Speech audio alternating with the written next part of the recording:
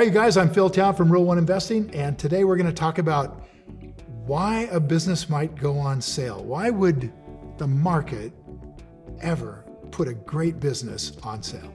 Real simple. Mr. Market does not like uncertainty one bit.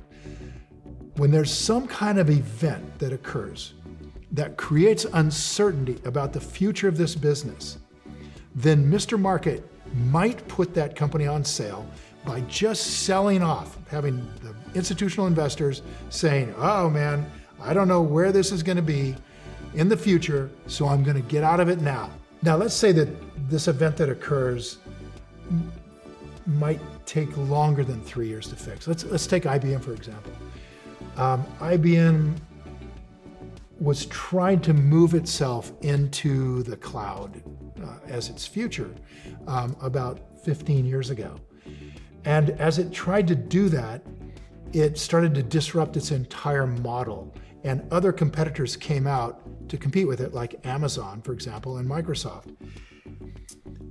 If we were looking at this event with IBM, we would have to understand that company well enough to be quite comfortable that they were going to fix this problem of being a major player in the cloud within 3 years.